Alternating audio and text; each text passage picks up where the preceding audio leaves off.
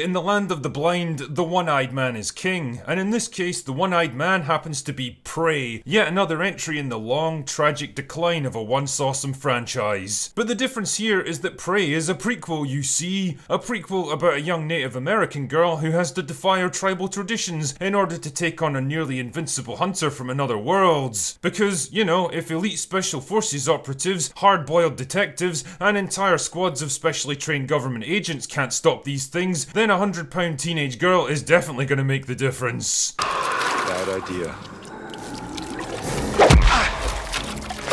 Anyway, for some reason people are going absolutely nuts over this movie, hailing it as the greatest entry in the franchise since the 1987 original, which is just so cute. Joking aside, Prey is definitely not a bad movie. In fact, I'm pleased to say it's way better than I predicted after watching the trailer, so colour me wrong on that one, I guess. It's got some good ideas, a refreshingly stripped down and streamlined plot, an interesting new setting, and some fantastically gory action scenes, but it's also hamstrung by poor characterization, weak as fuck dialogue, and a main character that doesn't quite manage to break away from the tropes of modern writing. Anyway, the film stars Amber Midthunder as, a female character, I guess. For the life of me, I can't remember what her name is because it's almost never spoken in the film, and she's got so little in the way of personality that I genuinely struggle to tell you anything about her. The best I can say is that she's a young Comanche girl living a simple tribal life in early 18th century America. She wants to become a hunter, and she practices every day, much to the disapproval of her family and friends. I mean, as far as I can tell, there doesn't seem to be any specific rule against women hunting. It's just not really the thing, I guess. Anyway, when one of the tribe gets attacked by a mountain lion, she and her brother head off to kill it. Unfortunately, she fucks up and gets injured, and her brother makes the kill instead. Anyway, she believes that there's more at work here than just a simple lion, and so she heads out into the wilderness to track down what she thinks is a giant bear. Because I guess it's totally fine for her to just leave her tribe for days on end and not do any work. Being part of a hunter-gatherer society is just kind of an optional extra, I guess. Well, she eventually finds the bear in question, only for it to get killed by something much more powerful and dangerous, and I have to admit this is a pretty cool reveal of the predator, seeing it partially invisible and drenched in animal blood. So anyway, female character does the smart thing and runs the fuck away, only to bump straight into a hunting party that was sent to look for her, so that the rest of the plot can happen. Wow, it's lucky that in all of these hundreds of square miles of territory, she just happened to run into the very people that she needed to find. So she tries to warn them about the predator, but they're having absolutely none of it because they don't want to listen to a girl. But it's okay anyway because the predator shows up to take on this horrifying display of toxic masculinity and helpfully wipes out everyone except female character. But oh no, then she gets captured by a group of evil white men who are also hunting the predator. And for some reason, the action seems to teleport into a devastated World War I battlefield. Like, what the fuck happened here? Was there a nuclear war that I missed? So I think you can probably guess what happens next.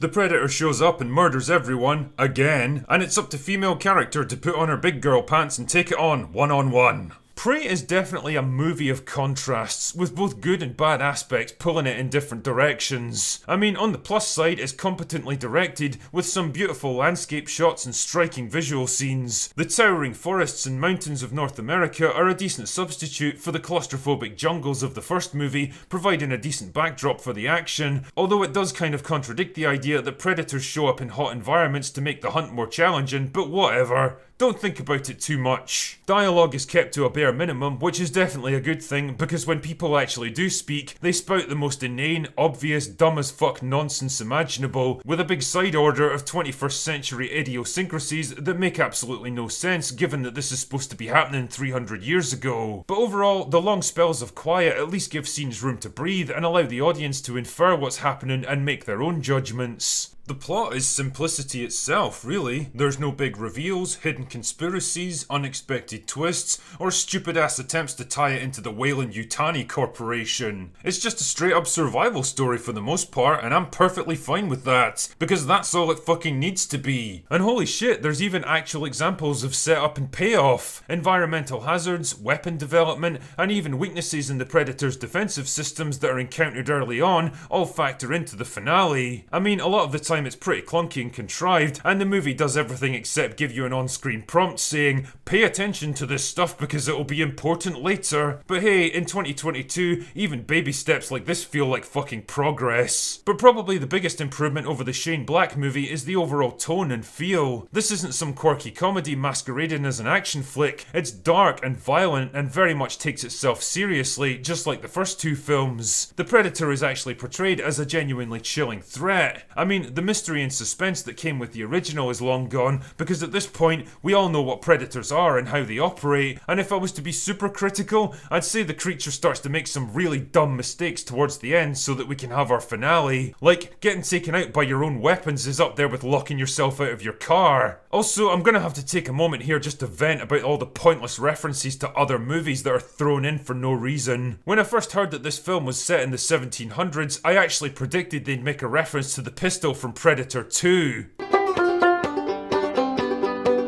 If I was a chaotic neutral, on the other hand, I'd say it was done entirely so they could finally give the backstory to this pistol from Predator 2. And then they could pat themselves on the back for respecting the lore.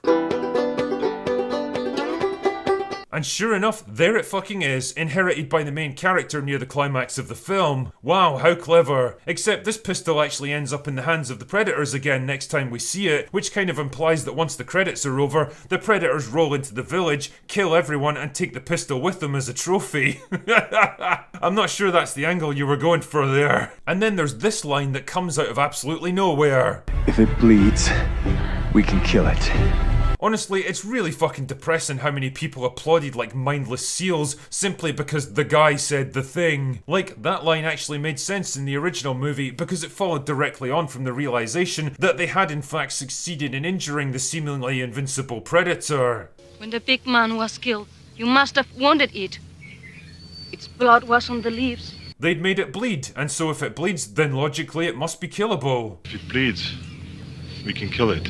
But here it's just dropped in for no reason other than because it's an iconic line that everyone remembers, and it just feels cheap and manipulative. If they could have found a reason to have someone shout, "Get to the chopper," then they absolutely would.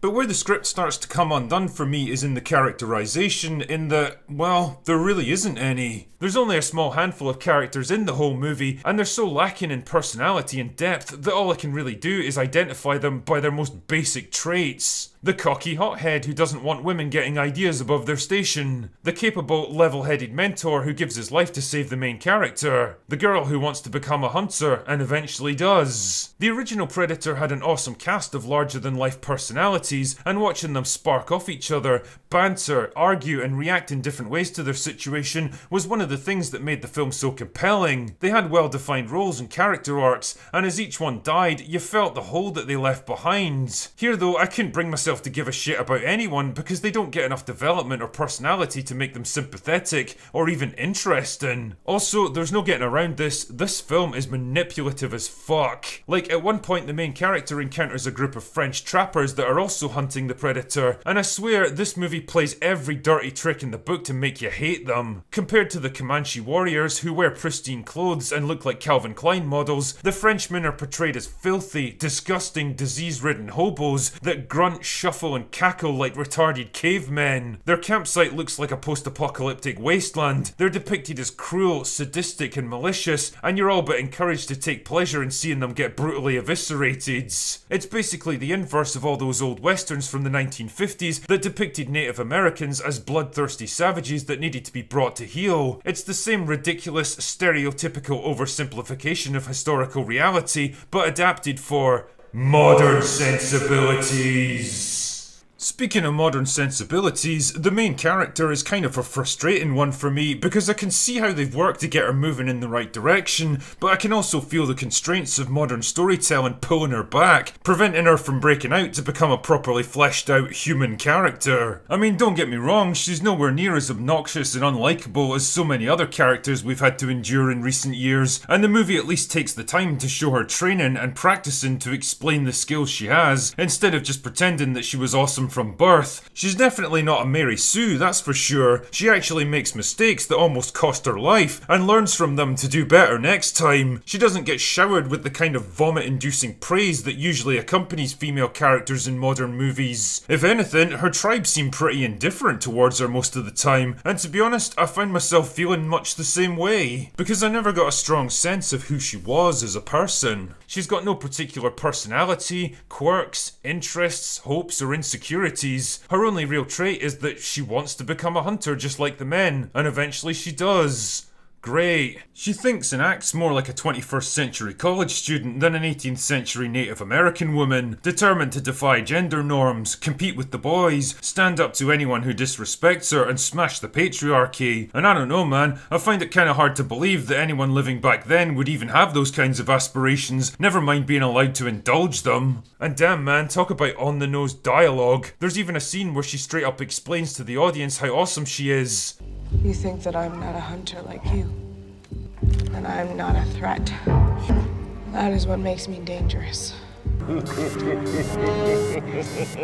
I mean, I get that this is the general subtext of the movie, but the point of subtext is that it's supposed to remain unsaid, allowing the audience to infer meaning from what you show them instead. Having a character straight up spell out what you want them to think is pretty fucking lazy from a writing point of view. She also veers into overpowered girl boss territory towards the end. She can easily hold her own against multiple armed opponents that are far larger and stronger than herself, and even take on a predator armed with the most primitive of weapons. And it's interesting because all of her fight scenes are carefully choreographed so that nobody ever lands a single good hit on her. Dutch and Harrigan were beaten to within an inch of their lives and really had to struggle to prevail, but this girl just seems to sail through every fight with minimal effort or danger. I mean, don't get me wrong, nobody really wants to see young girls taking horrifying injuries on screen, but if you choose to make one of them your main character and put them up against a fucking predator, then you at least need to make the audience believe they're in some kind of danger. And here's the problem, I never did.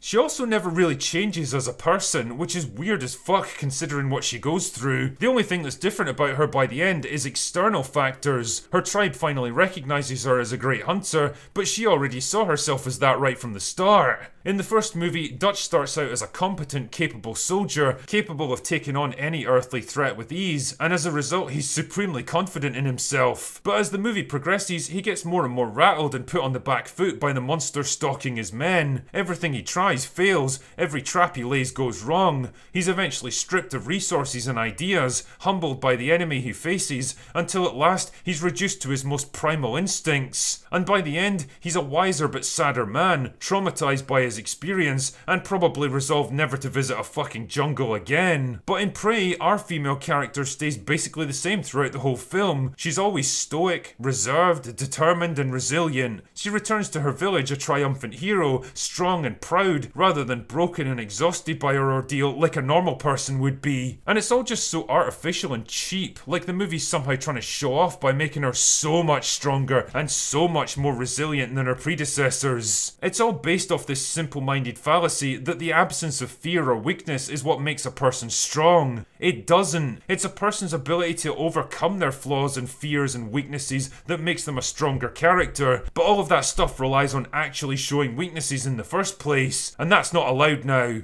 Ultimately, characterization gripes aside, Prey is a movie that I'd best describe as solid rather than spectacular. A competent mid-lister that hovers around the middle of the Predator franchise, neither terrible nor great. It's definitely a massive step up from the kind of garbage we normally get these days, and it has moments of real inspiration when it almost breaks through to become something special, but pretending it's on par with the original is nothing but wishful thinking. But hey, it could have been worse. A lot worse. And if recommendations mean anything to you at all, then well, I'd say it's probably worth a couple of hours of your time, provided you go in with the correct expectations. Anyway, that's all I've got for today. Go away now.